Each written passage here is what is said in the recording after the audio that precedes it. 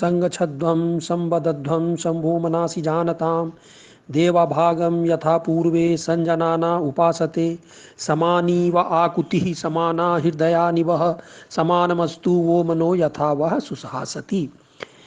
वैदिक ऋषियों ने करीब 15,000 साल पहले इन ऋचाओं के माध्यम से पृथ्वी के वासियों को एक समाज बनाने का आह्वान किया था जहाँ किसी का शोषण न हो। लेकिन आज तक हम पृथ्वीवासी ऐसे समाज की रचना न कर पाए।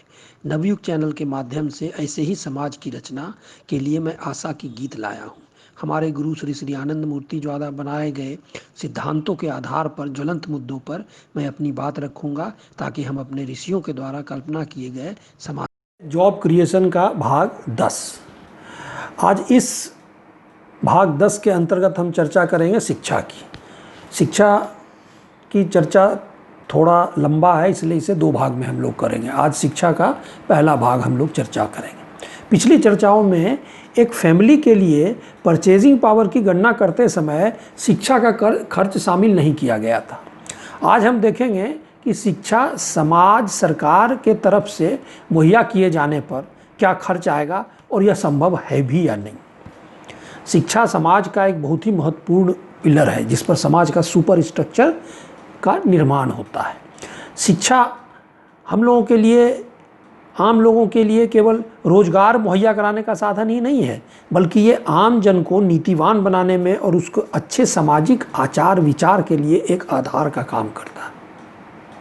प्राचीन भारत में 5 वर्ष की अवस्था में बच्चे गुरु के यहाँ भेजे जाते थे, जहाँ वे 25 वर्ष तक की अवस्था तक सांसारिक और आध्यात्मिक दोनों ही ज्ञान प्राप्त करते थे। इस तरह की शिक्षा पद्धति लगभग मुगलों के समय तक प्रचलित थी। लेकिन अंग्रेजों ने देश को गुलाम बनाने के लिए हमारे प्राचीन शिक्षा पद्धति को नष्ट भ्रष्ट कर दिया, विनष्ट कर दिया। अंग्रेजों ने अपनी शिक्षा पद्धति हम लोग पर थोप दी जो ऑब्जेक्टिव अप्रोच पर आधारित थी, जबकि हमारी शिक्षा पद्धति में सब्जेक्टिव अप्रोच भी था। इस नई अंग्रेजी शिक्षा पद्धति ने हमारे यहाँ ऐसे पढ़े लिखों को तैयार किया जो ना इंडियन थे, न ही सिविलियन थे और न सर्विसेबल थे। कोई लायक के नहीं थे देश के लिए। ये लोग एटीट्यूड में यूरोपियन बने लेकिन कलर में इंडियन बने रहे। और इन्हीं लोगों ने ब्रिटिश राज को चलाने में मुट्ठी भर अंग्रेज़ों का साथ दिया। अंग्रेज़ों की संख्या ज़्यादा नहीं थी। इन्हीं अंग्रेज़ों के द्वारा पढ़ाए गए लोगों ने क्लर्क में भर्ती होकर, सैनिकों में भर्ती होकर, पुलिस में भर्ती होकर अंग्रेज़ों की सेवा की और देश को गुलाम बनाए रखा। लगभग 1980 तक ज़्यादातर बच्चे सरकारी स्कूल में ही पढ़ते थे। लेकिन 1980s में एजुकेशन में प्राइवेट इन्वेस्टमेंट को अलाउ कर दिया गया। ये पॉलिसी एक लाई गई कि आप प्राइवेट इन्वेस्टमेंट कर सकते हैं। इसके बाद एजुकेशन एक व्यावसायिक एक्टिविटी बन गई।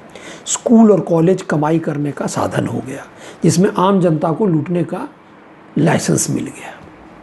इन स्कूल्स और कॉलेजेस में पढ़ाई की पोल एक समानांतर कोचिंग के व्यापार से पता चलता है। अब हर बच्चे को स्कूल कॉलेज के साथ कोचिंग की भी पढ़ाई करनी पड़ती है।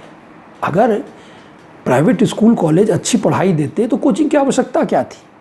अब हम देखेंगे कि अन्य विकसित देशों में शिक्षा किस तरह दी जाती है और अगर हम अपने देशों में शिक्षा मुफ्त कर दें तो कितना खर्च आएगा और ये संभव है भी या नहीं है। तो पहले हम यूएसए को देखते हैं, अमेरिका। सेकेंडरी स्कूल 5 से 18 वर्ष तक की शिक्षा कंपलसरी है। अब यहाँ पब्लिक स्कूल्स 90% है और प्राइवेट स्कूल 10% है। स्कूल की फंडिंग सरकार के द्वारा की जाती है। कोई ट्यूशन फी चार्ज नहीं की जाती है पब्लिक स्कूल्स में। और एडमिशन जो पब्लिक स्कूल में होता है that is based on residency.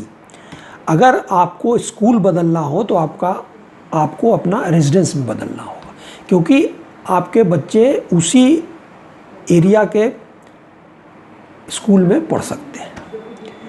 Higher education optional है, यूनिवर्सिटी फीस लेती है। अब ब्रिटेन में शिक्षा 5 से 18 वर्षों के लिए कंपलसरी है। स्टेट फंडेड स्कूल 93% है। जो कि फ्री हैं, प्राइवेट 7% है। हायर एजुकेशन जो है उसमें स्टूडेंट्स को पे करना पड़ता है। अब फ्रांस में सेकेंडरी स्कूल की शिक्षा मुफ्त दी जाती है और यह कंपलसरी है, सरकारी स्कूलों में दी जाती है, प्राइवेट स्कूल वहाँ नहीं है।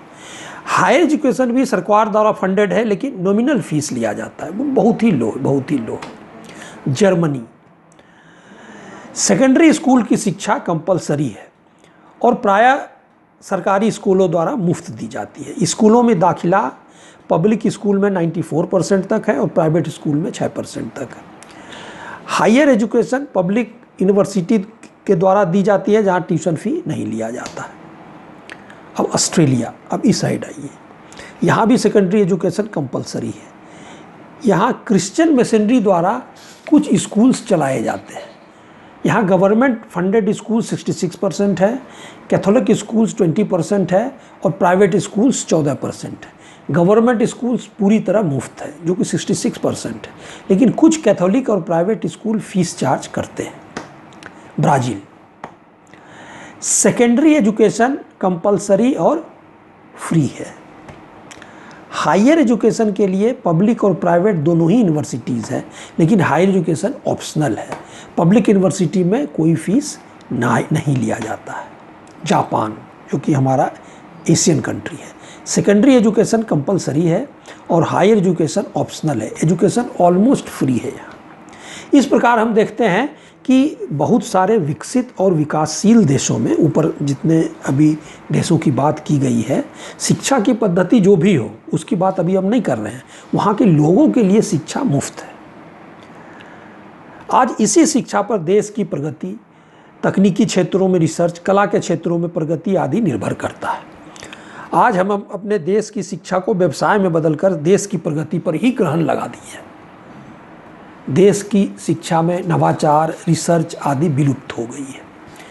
पहले 80s के पहले, जबकि जो प्राइवेट फंडेड स्कूल्स, कॉलेजेस आदि को अलाउ किया गया, उसके पहले IIT और अन्य तकनीकी संस्थानों में बहुत सारे छात्र रिसर्च और हायर स्टडीज़ को भी लक्ष्य रखते थे।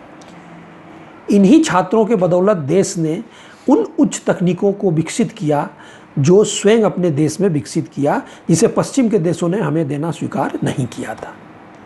इजराइल और भारत यही दो देश हैं जिन्होंने एटॉमिक क्षेत्र में खुद अपने रिसर्च कर और अपने बम को या और सब चीज़ों को जिन्होंने अपने देश में बनाया है, जबकि पश्चिम देश इसे नहीं देना चाहते थे। रूस इसे कहाँ से लाया? रूस ने USA से चोरी की। इस थेफ्ट के लिए, डिज़ाइन, ड्राइंग, ये सब की थेफ्ट के लिए वहाँ दर्जनों लोगों को फांसी की सज़ा दी गई थी। चीन को रूस ने ये तकनीक दी। फ्रांस और ब्रिटेन को USA ने इसे दिया था अर्ली 50s में। पाकिस्तान ने पूरे संसार के विकसित देशों से इसकी चोरी की और उसने ही इसे नॉर्थ कोरिया को दिया। इसी तरह अंतरिक्ष की बात कर लें हम, अंतरिक्ष तकनीक में भी भारत ने स्वयं ही SLV, PSLV, cryogenic engine, Mangalyaan, Chandrayaan आदि में सफलता के झंडे गाड़े हैं। सुपर कंप्यूटर USA ने मना कर दिया, कहीं से भी भारत को नहीं मिल रहा था, दरवाज़ा पूरा बंद हो गया, पर हमारे देश ने स्वयं अपने वैज्ञानिकों की सहायता से दुनिया का सबसे सस्ता और तेज़ सुपर कंप्यूटर विकसित कर सफलता हासिल की। लेकिन अब शिक्षा के व्यवसायीकरण के कारण यह संभव प्रतीत नहीं होता है।